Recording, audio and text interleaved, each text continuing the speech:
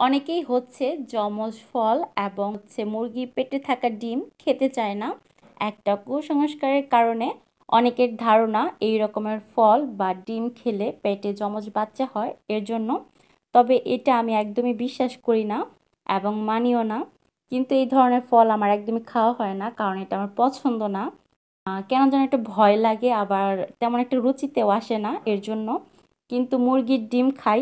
আপনাদের কারো এরকম ফল খাওয়ার কারণে যমজ বাচ্চা হয়েছে কিনা বা বিশ্বাস করেন কিনা এটা কমেন্টসে জানাতে পারেন। এরপর হচ্ছে গরুর মাংস রান্না করেছিলাম কাটা মশলায়। আর এই গরুর মাংসটা খেতে খুবই মজা হয়।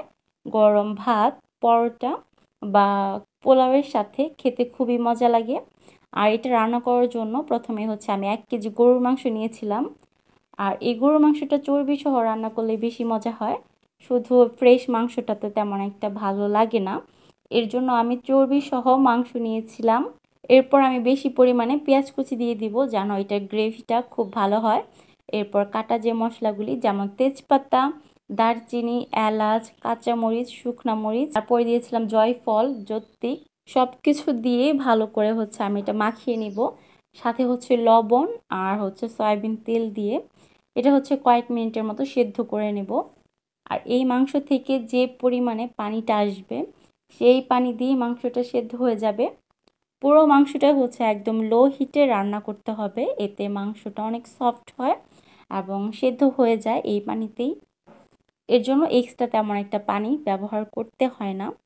আর যাদের হচ্ছে প্রেশার তারা হচ্ছে একটু ভিনেগার ব্যবহার করতে পারেন। আর ভিনেগারটা ব্যবহার করলে মাংসের যে এক্সট্রা একটা গন্ধ থাকে সেটাও তেমন একটা থাকে না।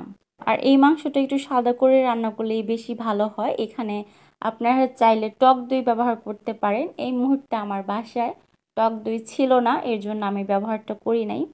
তবে এটা ভালোভাবে রান্না করার পর খুব সুন্দর একটা কালার আসে এবং খুব সুন্দর একটা গ্রান আসে, যেটা বাটা মশলাতে না করলেও চলে।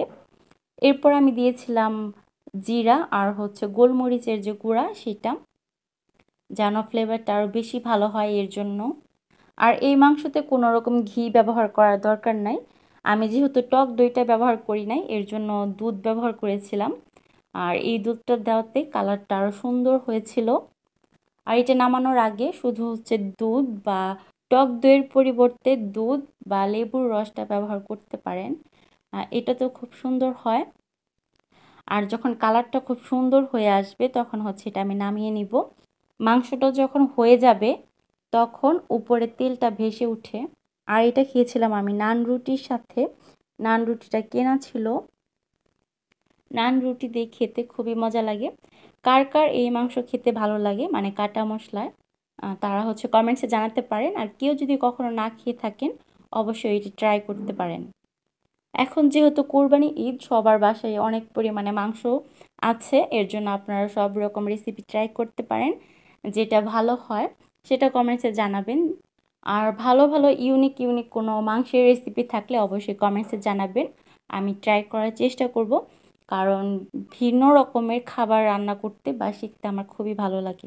ভিডিওটি যারা আমার ফেসবুক পেজ থেকে দেখছেন তারা আমার পেজটি ফলো করে দিবেন।